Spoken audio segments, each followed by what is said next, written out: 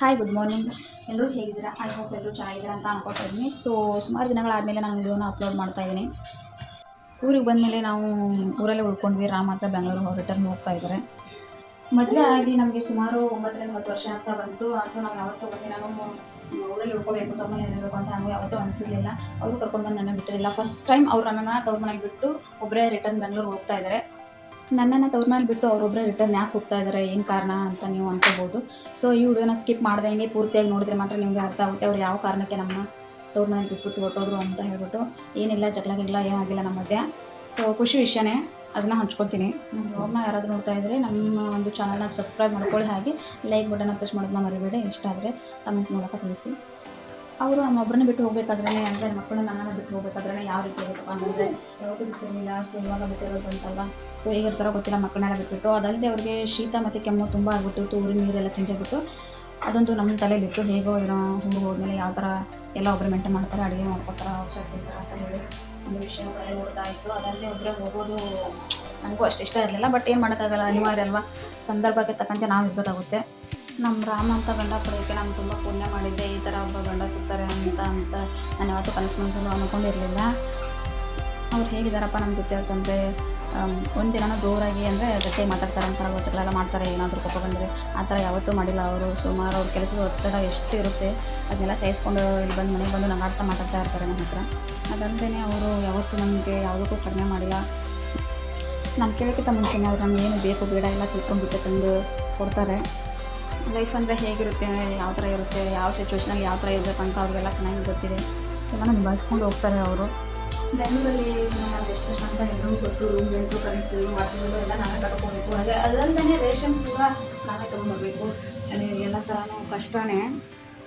ಇಷ್ಟೆಲ್ಲ ಇದ್ದರೂ ರಾಮು ಎಲ್ಲ ಥರ ನಿಭಾಯಿಸ್ತಾ ಇದ್ದಾರೆ. ಅದಂತೆ ನಮ್ಮ 3 ಜನ ಅಂದರೆ ನನ್ನ ಮಕ್ಕಳು ನನ್ನನ್ನು ಸೇರಿಸಿ 4 ಜನ ಕೆಲಸ ಮಾಡಿ ಸಾಕ್ತಾ ಇದ್ದಾರಲ್ವ, ಅದು ನನಗೆ ತುಂಬ ಹೆಮ್ಮೆ. ಕೆಲಸದಲ್ಲಿ ಎಷ್ಟೇ ಪ್ರೆಷರ್ ಅವ್ರಿಗೆ ಹಾಕಿದ್ರು ಕೂಡ ಅಲ್ಲಿ ವಿಷಯನ ಅಲ್ಲೇ ಬಿಟ್ಬಿಟ್ಟು ಮನೆಗೆ ಬಂದು ನಗಾಡ್ತಾ ನಮ್ಮ ಹತ್ರ ಎಲ್ಲ ಮಾತಾಡ್ತಾ ಇರ್ತಾರೆ. ಯಾವುದೇ ರೀತಿ ಟೆನ್ಷನ್ ತೋರಿಸ್ಕೊಳ್ಳಲ್ಲ. ಇದೆಲ್ಲ ಯಾಕೆ ಹೇಳ್ತಾ ಇದ್ದೀನಪ್ಪ ಅಂದರೆ, ಕೆಲಸದ ಒತ್ತಡನ ತಂದು ಮನೆಗೆ ತೋರಿಸ್ಕೊಳ್ಳೋರನ್ನ ಸುಮಾರು ಜನ ನೋಡಿದ್ದೀನಿ ನಾನು ಇಲ್ಲಿವರೆಗೂ. ಹಾಗಾಗಿ ಈ ಒಂದು ಅನಿಸಿಕೆನ ಹೇಳಬೇಕು ಅನ್ನಿಸ್ತು, ಅದಕ್ಕೋಸ್ಕರ ಶೇರ್ ಮಾಡ್ಕೊತಾ ಇದ್ದೀನಿ ನಿಮ್ಮ ಹತ್ರ.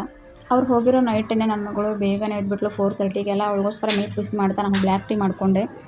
ನೆಕ್ಸ್ಟ್ ನನ್ನ ಮಗ ಎದ್ದೇಳ್ತಾನೆ ಅಂತ ನೈಟೇ ನಾನು ದೋಸೆಗೆಲ್ಲ ನೆನೆ ಇಟ್ಟುಬಿಟ್ಟಿದ್ದೆ. ಹೇಗೋ ಏನೋ ಅಂತ ಯೋಚನೆ ಆಗಿಬಿಟ್ಟಿತ್ತು ನನಗಂತ 3 ಮಕ್ಕಳ ಜೊತೆಗೆ. ಮನೇಲಿ ಇದ್ದಾರೆ ನೋಡ್ಕೊಳಕ್ಕಂತಾನೆ, ಆದ್ರೂ ನನಗೆ ಏನೋ ಒಂಥರ ಕಳವಳ ಆಗ್ತಾಯಿತ್ತು ಅವ್ರು ಹೋದ್ಮೇಲೆ. ಇವಾಗ ನ್ಯೂಲಿ ಮ್ಯಾರೇಜ್ ಆದವರು, ಹಾಗೆ ಮ್ಯಾರೇಜ್ ಆಗಬೇಕು ಅಂದ್ಕೊಂಡವರು ಸುಮಾರು ಜನ ಇರ್ತಾರಲ್ವ, ಅವ್ರಿಗೆಲ್ಲ ನನ್ನ ಕಡೆಯಿಂದ ಒಂದು ಸಜೆಷನ್ ಏನಪ್ಪ ಅಂದರೆ, ಈಗ ಎಂಗೇಜ್ಮೆಂಟ್ ಆಗಿರುತ್ತೆ. ಎಂಗೇಜ್ಮೆಂಟ್ ಆದಮೇಲೆ ಅವ್ರು ಯಾವ ಥರ ಇದ್ದಾರೆ ಅಂತ ಅಂಡರ್ಸ್ಟ್ಯಾಂಡಿಂಗ್ ಮಾಡ್ಕೋಬೇಕು. ಅಕಸ್ಮಾತ್ ಮದುವೆ ಆದಮೇಲೆ ಅವ್ರು ಯಾವ ರೀತಿ ಇದ್ದಾರೆ ಅಂತ ತಿಳ್ಕೊಂಡು ಜಗಳಾಡೋಕ್ಕಿಂತ ಮುಂಚೆನೇ ನಾವು ಅಂಡರ್ಸ್ಟ್ಯಾಂಡಿಂಗ್ ಮಾಡ್ಕೊಂಡ್ಬಿಟ್ರೆ ಮದುವೆ ಆದಮೇಲೆ ಸಿಂಪಲ್ಲಾಗಿ ಒಂದು ಲೈಫ್ನ ಲೀಡ್ ಮಾಡ್ಬೋದು. ಮದುವೆ ಆಗುವಾಗ ಸುಮಾರು ಜನ ಸುಮಾರು ಥರ ಹೇಳ್ತಾ ಇರ್ತಾರೆ. ಬಟ್ ನಾವು ನಮ್ಮ ಕೈಲಿರುತ್ತೆ ಎಲ್ಲನೂ. ಹೇಗಂದರೆ ಮದುವೆಗೆ ಬಂದವರು ಊಟ ಮಾಡಿಕೊಂಡು ಮನೆಗೆ ಹೊರಟೋಗ್ತಾರೆ. ನೆಕ್ಸ್ಟ್ ನಾವೇ ಎಲ್ಲನೂ ನಿಭಾಯಿಸಬೇಕು. ನಾನು ರಾಮ ಮುಂಚೆನೇ ಡಿಸೈಡ್ ಮಾಡಿದ್ವಿ ಈ ಥರ ಲೈಫಲ್ಲಿ ಈ ಥರ ಇರಬೇಕು ಅಂತ ಹೇಳ್ಬಿಟ್ಟು. ನಾವು ಇವಾಗ ಅದೇ ಥರ ಇದ್ದೀವಿ. ಅದಲ್ಲದೆ ಒಳ್ಳೆ ಬಾಂಡಿಂಗ್ ಇದೆ ನಮ್ಮಿಬ್ಬರ ಮಧ್ಯೆ. ಯಾವತ್ತೂ ಅದೇ ಕಾರಣಕ್ಕೆ ಜಗಳ ಆಗಿಲ್ಲ. ಅವ್ರಿಗೆ ಏನೂ ಹೇಳಿದೆ ನಾನು ಏನೂ ಮಾಡೋಕ್ಕೆ ಹೋಗಲ್ಲ. ಅದಲ್ಲದೆ ಅವ್ರು ನಾನು ಕೇಳ್ಬಿಟ್ಟು ಎಲ್ಲನೂ ಮಾಡೋದು. ಕೆಲವೊಂದು ಕಡೆಗಳೆಲ್ಲ ನಾವು ಮದುವೆಗಂತ ಹೋಗಿದ್ವಿ. ಆ ಟೈಮಲ್ಲೆಲ್ಲ ನಮ್ಮನ್ನ ತೋರಿಸ್ಬಿಟ್ಟು, ಫಾರ್ ಎಕ್ಸಾಂಪಲ್ ನೋಡಿ ಗಂಡ ಹೆಂಡತಿ ಅಂದರೆ ಈ ಥರ ಇರಬೇಕು, ಅನ್ಯೋನ್ಯವಾಗಿರಬೇಕು ಅಂತ ನಮ್ಮನ್ನು ತೋರಿಸಿ ಹೇಳ್ತಾಯಿದ್ರು. ಆವಾಗಂತೂ ನಮಗೆ ಎಷ್ಟು ಎಕ್ಸೈಟ್ಮೆಂಟು, ಎಷ್ಟು ಖುಷಿ ಆಯಿತು ಅಂದರೆ, ಇದಕ್ಕೆಲ್ಲ ಕಾರಣ ನಮ್ಮ ರಾಮು. ಅವ್ರು ಅಷ್ಟು ಚೆನ್ನಾಗಿ ನೋಡ್ಕೊತಾರೆ ನನ್ನನ್ನು. ಎಷ್ಟು ಚೆನ್ನಾಗಿ ನೋಡ್ಕೋತಾರೆ ಅಂತ ಹೇಳ್ಬಿಟ್ಟು ನಾನು ಇನ್ನೂ ಇಷ್ಟು ವರ್ಷ ಆದರೂ ತವ್ರ ಮನೆಗೆ ಹೋಗ್ಬೇಕಂತ ನನಗೆ ಅನಿಸಿಲ್ಲ ಯಾವಾಗಲೂ.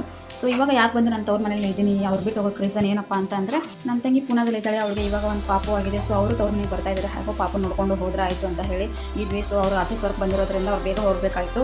ತಂಗಿನ ಪಾಪುನ ನೋಡ್ಕೊಂಡು ಬಾ ಅಂತ ಹೇಳಿಬಿಟ್ಟು ಹೋದರು ಅವರು. ಇದೇ ಒಂದು ರೀಸನ್ಗೋಸ್ಕರ ನಾನು ಉಳ್ಕೊಂಡಿದ್ದೀನಿ.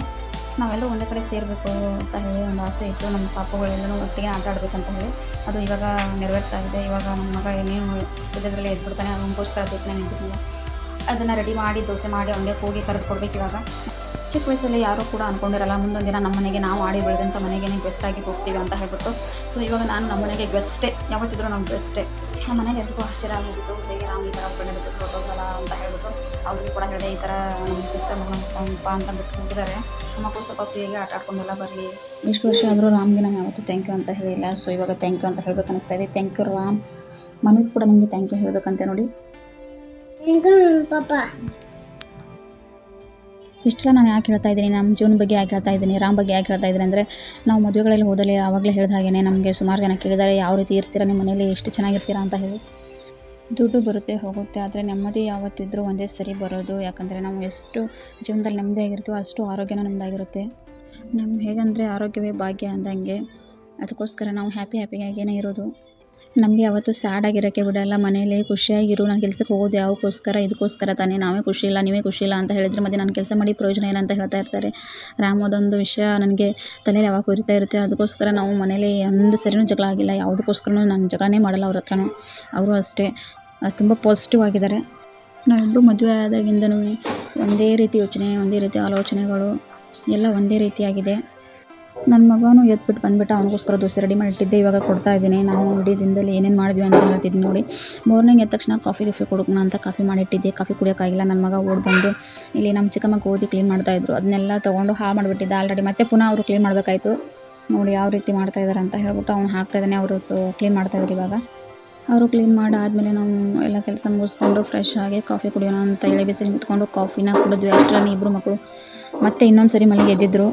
ಅದಲ್ಲದೆ ಅವ್ರಿಗೆ ವಿಟಮಿನ್ ಡಿ, ಹಾಗೆ ಅವ್ರಿಗೂ ಸ್ವಲ್ಪ ಕೋಲ್ಡ್ ಆಗಿತ್ತು ಅಂತ ಹೇಳ್ಬಿಟ್ಟು ಕೋಲ್ಡ್ ಸಿರಪ್ನ ಹಾಕ್ತಾಯಿದ್ದೀನಿ.